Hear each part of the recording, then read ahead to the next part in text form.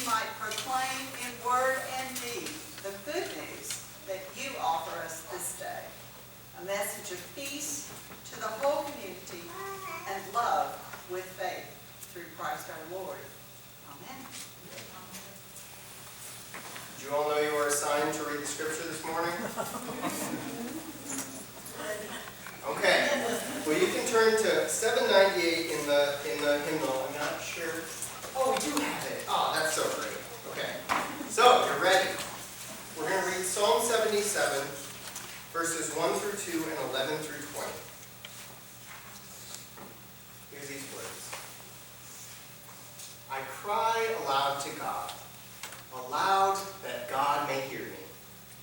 In the day of my trouble I seek the Lord. In the night my hand is stretched out continually. My soul refuses to be comforted. I will call to mind the deeds of the Lord. I will remember your wonders of old. I will meditate on all your work and muse on your mighty deeds. Your way, O God, is holy. My God is great, my our God. You are the God who works wonders. You manifested your might among the peoples. You redeemed with your arm your people, the descendants of Jacob and Joseph. When the waters saw you, O God, when the waters saw you, they were afraid. The very waters trembled. The clouds poured out water. The skies gave forth thunder.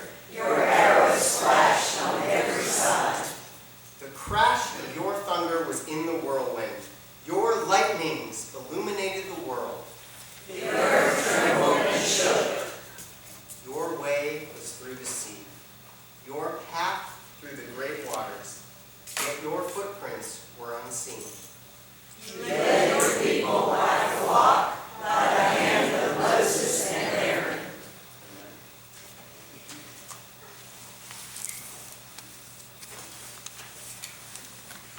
Our scripture is from the 2 Kings, chapter 2, verses 1 and 2 and 6 through 14.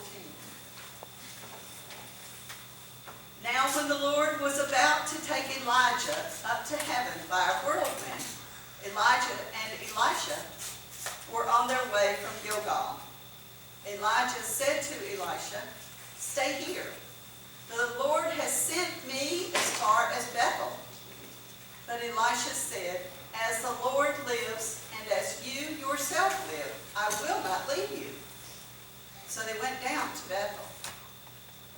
Then Elijah said to him, "Stay here, for the Lord has sent me to the Jordan." But he said, "As the Lord lives, and as you yourself live, I will not leave you." So the two of them went on. 50 men of the company of prophets also went, and stood at some distance from them, as they both were standing by the Jordan. Then Elijah took his mantle and rolled it up, and struck the water. The water was parted to the one side and to the other, until the two of them crossed on dry ground. When they had crossed, Elijah said to Elisha, "Tell me what I may do for you before I am taken from you." Elisha said, "Please, let me inherit a double share of your spirit." He responded, "You have asked a hard thing. Yet, if you see me as I am being taken from you, it will be granted you. If not, it will not." As they continued walking and talking, a chariot of fire and horses of fire separated the two of them, and Elijah ascended in a whirlwind into heaven.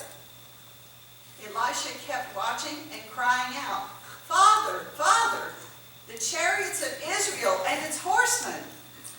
But when he could no longer see him, he grasped his own clothes and tore them in two pieces.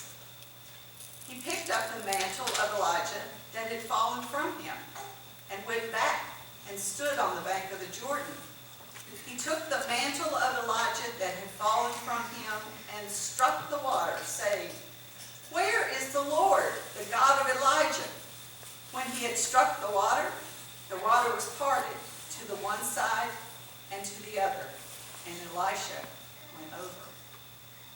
is the word of God for the people of God.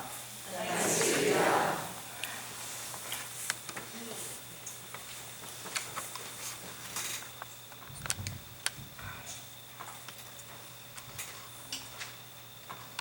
Would you pray with me?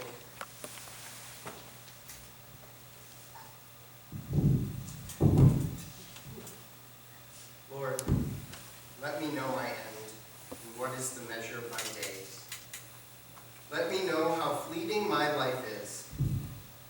You have made my days a few handbreadths, and my lifetime is as nothing in your sight. I am silent. I do not open my mouth, for it is you who have done it.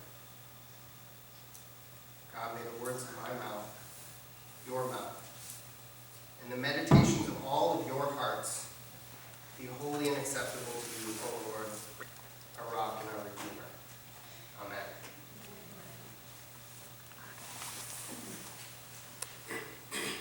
Elisha has big shoes to fill. His predecessor, his teacher, his mentor, the person he calls father, gets taken up in a whirlwind by God. That's a big act to follow.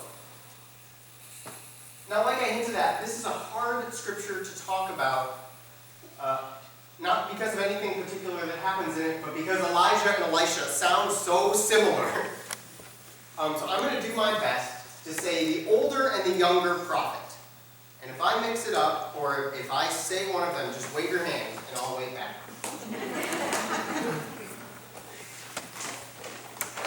Big shoes to fill. Can't you imagine him watching his mentor flying up in a whirlwind, crying out,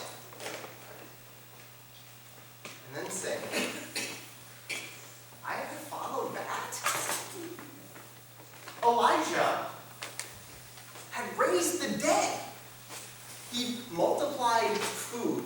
He healed people. He called down fire from heaven to prove false prophets wrong. And as they're on this last trip, he took his mantle and parted the water. A miraculous sign of the God who brought the Israelites out of Egypt. That is a big act to follow.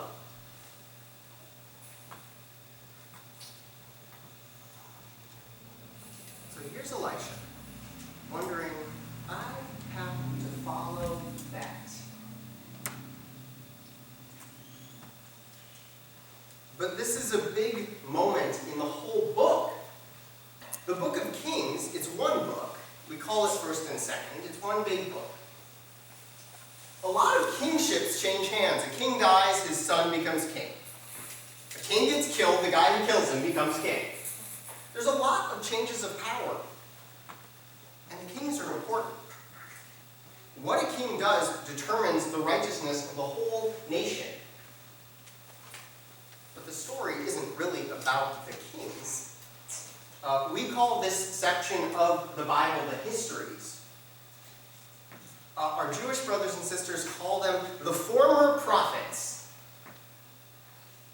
Because ultimately the story is not about the kings, it's about the prophets. And ultimately, the story is about God. The story is about what God does, how God acts in the lives of people. And so this is a big moment because a prophet's mantle, this is where we get the term passing a mantle, changes hands. And so, Elisha has to stand here and figure out what he's going to do. He has to deal with a storied past and an uncertain future. Because he's got an example to follow, but the world's going to change. Prophets are called to particular times and places. Jeremiah is called to warn the people of Israel that they're about to go into exile. And Ezekiel is sent to tell them what to do once they get back. They're called to a time and a place. And so here job to do. Now, I hope this isn't too autobiographical, but anytime I've started a job, there's this moment when the person who trains you leaves you alone. They go off or they go to do their job, and suddenly you're like, they're just going to leave me here to do this? Or I remember I visited, my cousin had a baby a little more than a year ago. We visited her the next day in the hospital. And she was excited and happy and, talking to us. You could see a little bit of fear in her eyes. Right? They're going to send me home with this kid. Or two. No, or two. But now, of course, she's an amazing mother with the cutest kid in the world. One of them.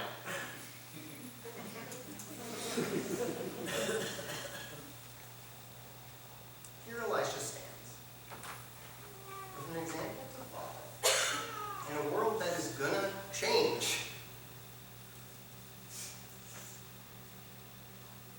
And so I get the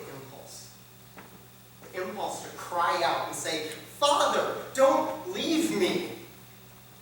Isn't that what we want to do in times of change? To hold on to the past. Hold on to the things we know, the things we loved. And it's important to remember the past. But things change. Doesn't life sometimes feel like that Jordan River just constantly rushing along, constantly changing? You never step in the same river twice. Isn't life kind of like that too?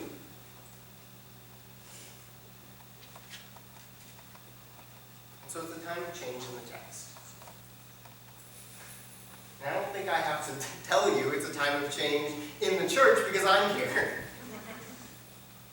And so it is a time of change, but of course, I know all of you could tell me about how this community has changed in the past 10, 15, 20 years.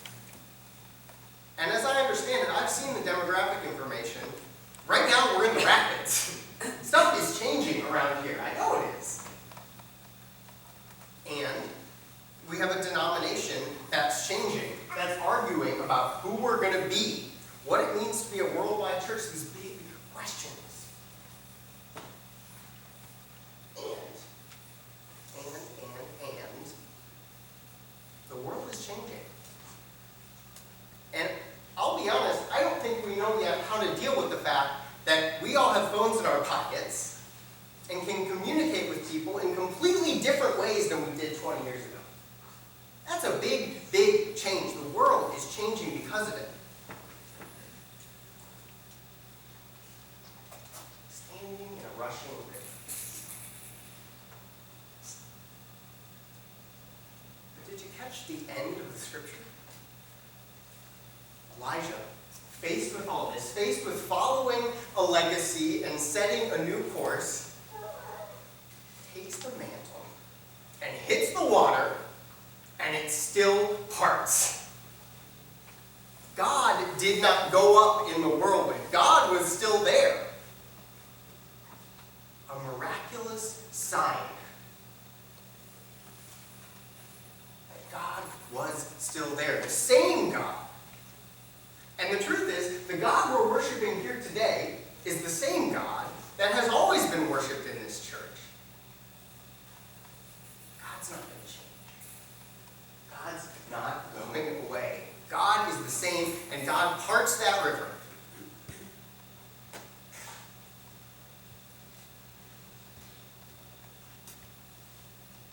That river parting is a miraculous sign. Because God was there and said, "Let there be light." And God was there and separated the waters from the land. And separated them again to bring the Israelites out of Egypt. That God flooded the earth. And that God parted the Jordan when those Israelites came back through into the promised land. That God parted the Jordan for Elijah and parted it for the younger prophet.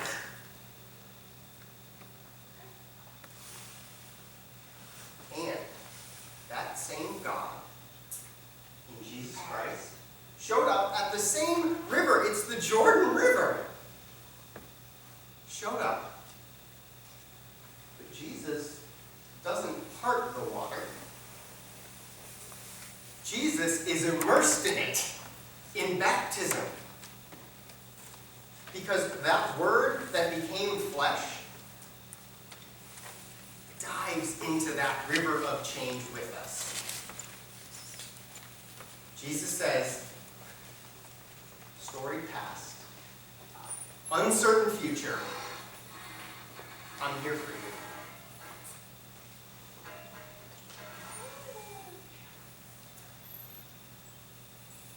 And so I asked today that we remember our baptisms. First of all, because I'm new, but I'm not the only minister here. But also, because these baptismal waters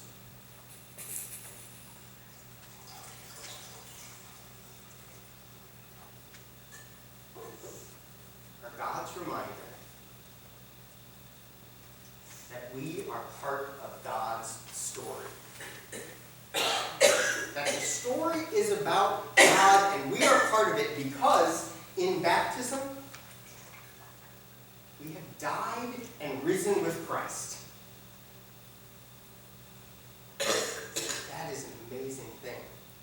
There are a lot of stories the world wants to tell about you and maybe about this church, but the story is God's. And so I will ask you to reaffirm that you are part of God's story today. Will you do that with me?